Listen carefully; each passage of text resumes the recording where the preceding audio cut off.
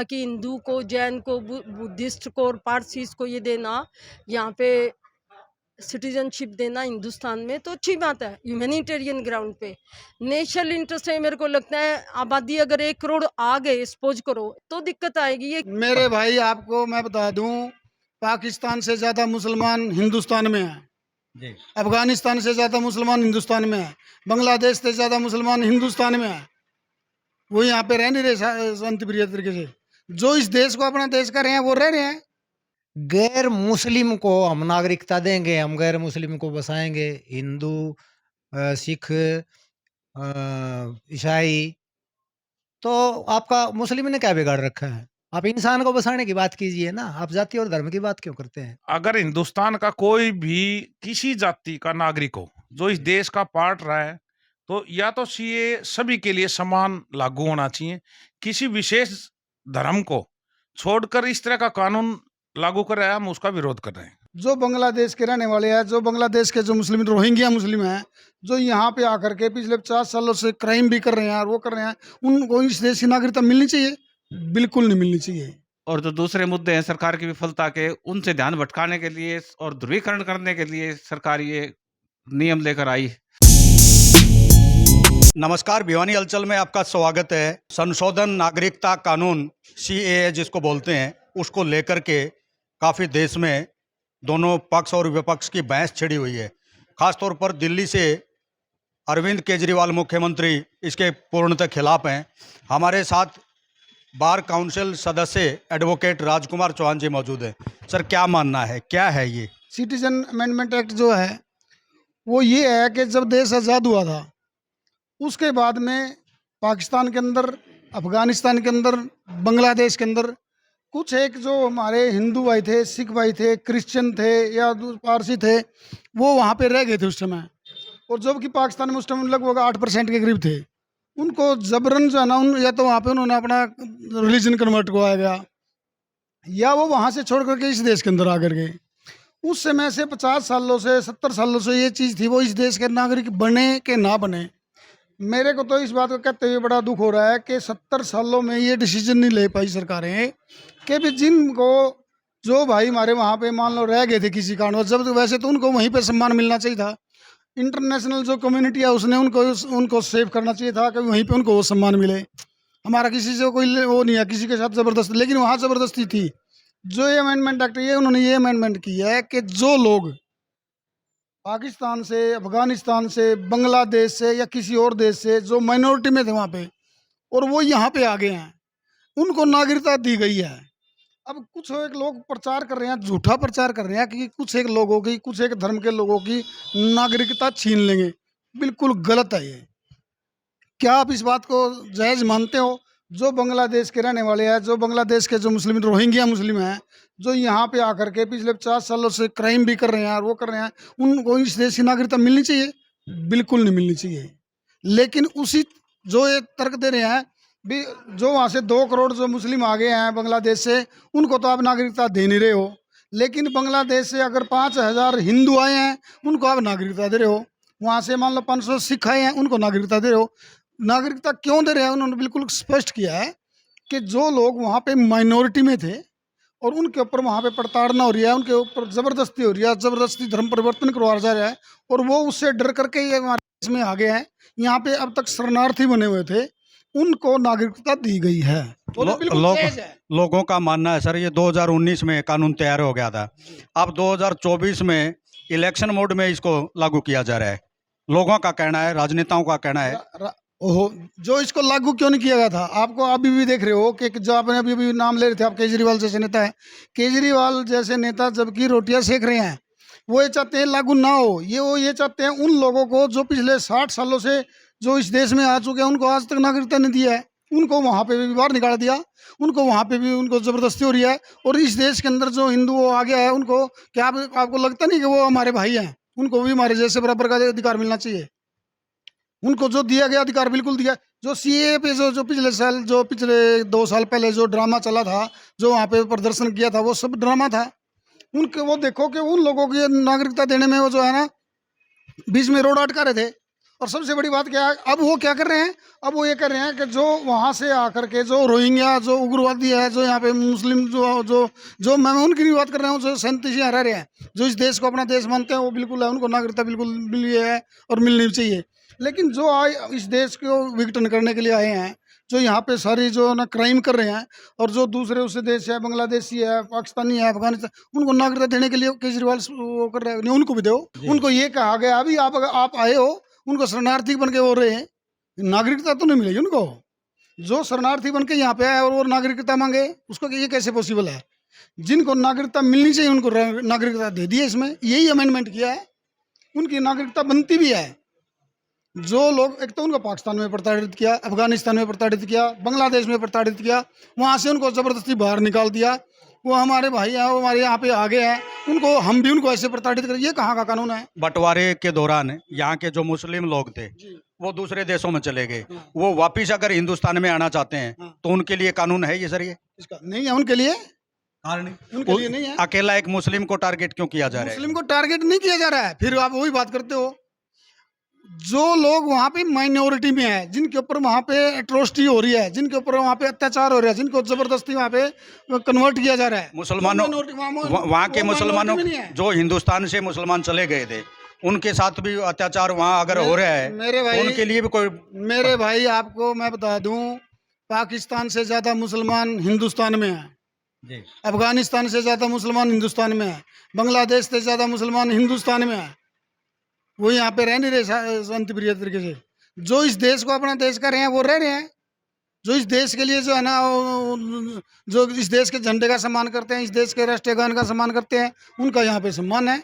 जो खाते यहाँ के हैं, गाएंगे पाकिस्तान की, उनके लिए तो मैं समझता हूँ कि इसमें और भी अमेंडमेंट करनी चाहिए। जो यानी आपका मानना है ये जो सीए कानून है ये देश के लिए बिल्कुल हितकारी है, देश के लिए भी हितकारी है और उन लोगों के लिए भी हितकारी है जो यहाँ पे 50 सालों से शरणार्थी बन के पड़े हुए थे, जिनका राइट हमारे बराबर ही है।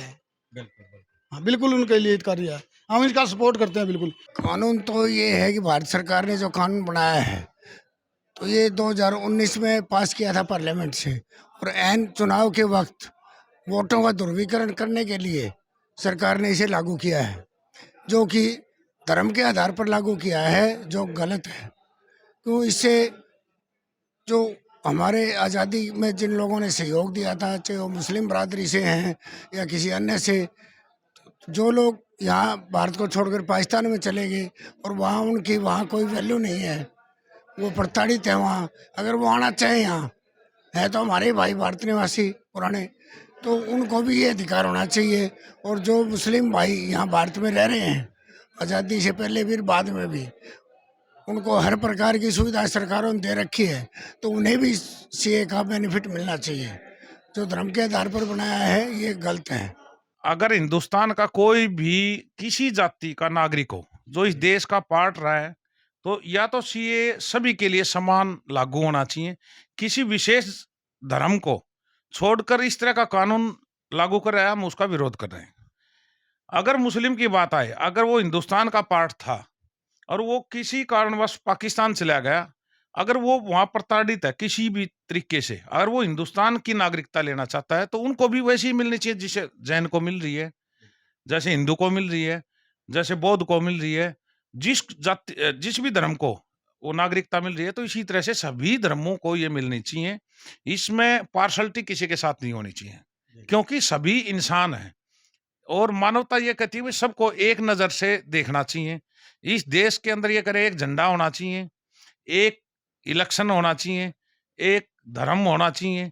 इस तरह की जो चलाकर जो हिंदुस्तान में ये गड़बड़ का माहौल जो पैदा करने की कोशिश की जा रही है, हम इसका विरोध करते हैं। यानी धर्मनिरपेक्षता की जो बात है पूरे देश में, एक तरफ हम धर्मनिरपेक्ष देश मानते हैं, दूसरा एक विशेष तौर पर एक धर्म को अवॉइड भी कर रहे हैं, ये गलत है। आपका कहना ये? बिल्कुल यही है। भाई सभी को समानता का अधिकार है, तो उनको समान रूप से इसमें मौका देना चाहिए। और मैं ये कहता हूँ इसकी जरूरत भी नहीं थी इस कानून की। हिंदुस्तान के अंदर इतनी जनसंख्या है, अगर उनका पेट भर दे ये देश, उनके रोजगार दे दे, उनको हर तरह की सुविधाएं दे दे, तो वही काफी है, इसकी जरूरत भी नहीं थी। अगर जब इंडियन गवर्नमेंट इसको लागू भी कर रही है तो सबको समान नजर से होना चाहिए।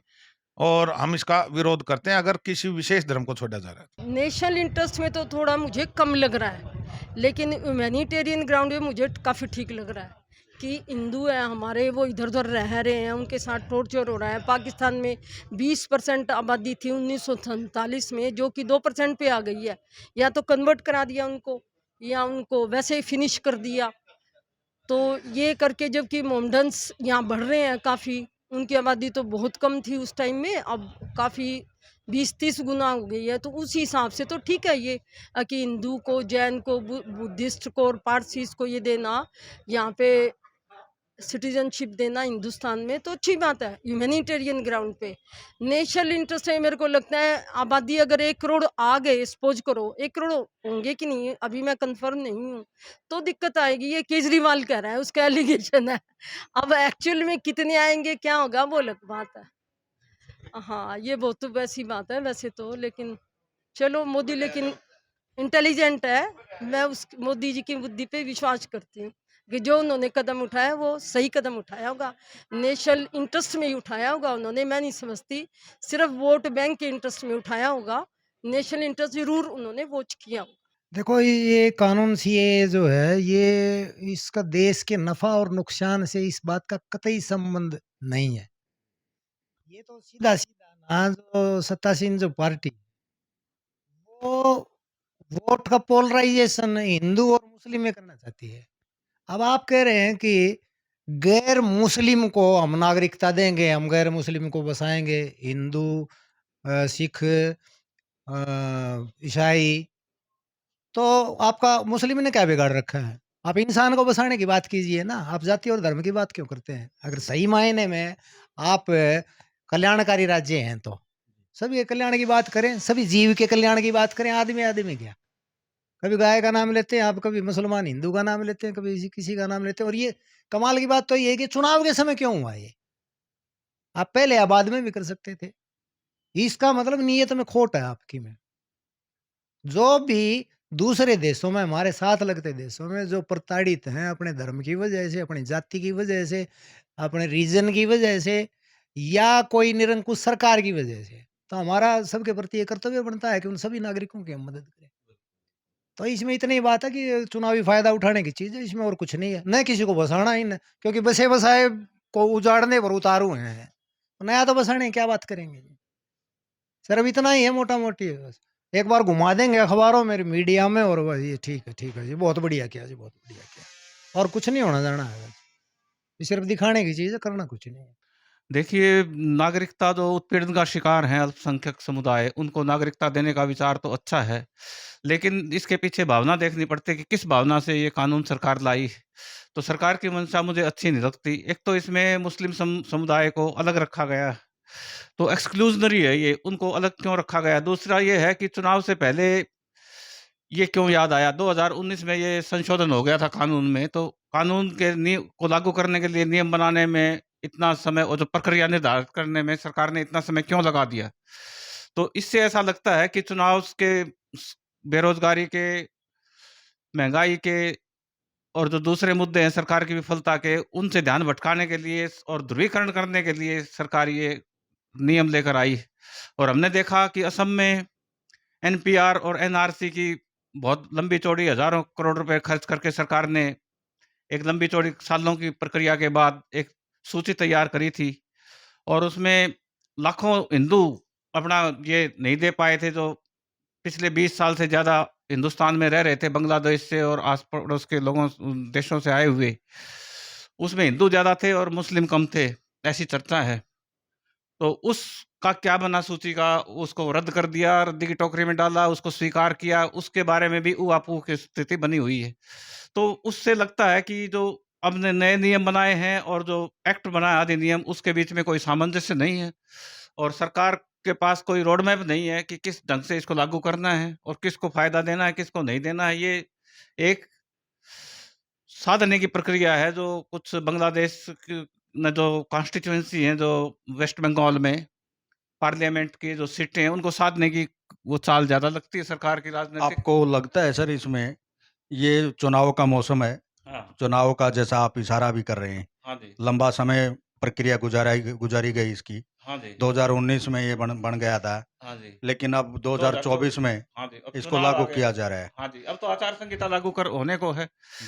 2024 में भी तब आया है जब आचार संहिता लागू होने को है। तो ये एक चुनाव के मौसम में मुद्दों से ध्यान भटकाने के लिए और ध्रुवीकरण करने के लिए की गई साजिश है और इसका किसी को लंबा चौड़ा फायदा नहीं होना। ये सत्तारूढ़ दल का ये लगता है कि फायदा उठाने के लिए ये लाया गया है कानून।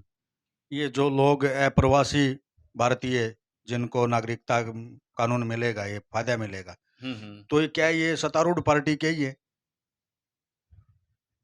नहीं, वो ऐसी सोच है सरकार की कि ध्रुवीकरण हो जाए, मुसलमानों को जैसे इससे अलग कर दिया, छिटका दिया है, तो दूसरे वर्गों को ये संदेश देना चाहती है सरकार कि मतलब वो मुसलमानों को हम बराबर का नहीं मानते या दोयम दर्जे का वो मानते हैं। यानी ये जो कानून किस पर लागू होगा? संशय जो बना हुआ है, आम आदमी नहीं समझ पा रहा है इस बात को लेकर के।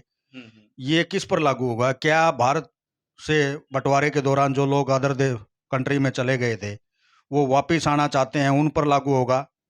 या नए लोग वहाँ से अदर देशों से यहाँ भारत में आएंगे, उन पर लागू होगा? ये लागू किस पर होगा?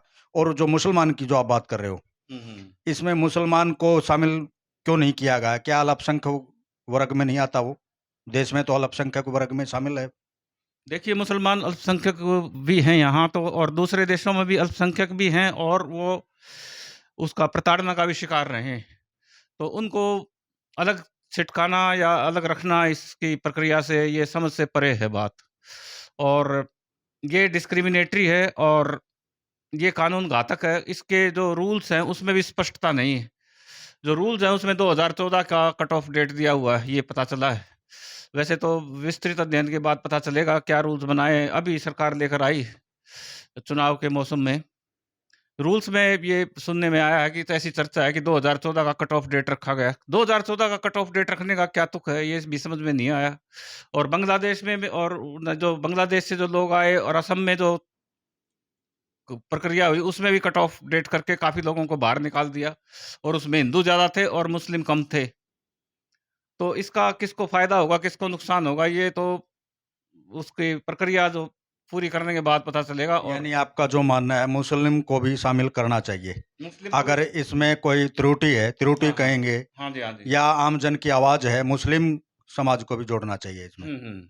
दूसरा जो है कट ऑफ, दूसरा जो है आप लोग को मान लो कि 10 लाख लोगों को आइडेंटिफाई कर लेते हैं कि ये हमारे देश के नागरिक नहीं, वो कागज पहचान पत्र या वो दूसरी चीजें पेश नहीं कर पाते सरकार को, तो आप उनको क्या बंगाल की खाड़ी में या हिंद महासागर में फेंकेंगे? क्या करेंगे उनका? अरे भाई, जो मर्डर कन्विक्ट हैं देश में या जेलों में जो सजा याफ्ता मुजरिम है, उनको भी राज्य सरकार और केंद्रीय सरकार 3 टाइम का खाना, रहने की व्यवस्था मुहैया करवाती है, जो कैदी हैं, जो सजा याफ्ता मुजरिम हैं। तो इनको डिटेनीज जो जो लोग अपना वो नहीं दे पाएँगे कि हम देश के नागरिक हैं या नहीं है, उनका आप क्या करेंगे? इसके बारे में भी स्पष्टता नहीं है, कोई रोड मैप नहीं है इसमें और रूल्स को काफ़ी अभी सुलझाने की ज़रूरत। ये ठीक मंशा से किया बनाया हुआ कानून लगता नहीं।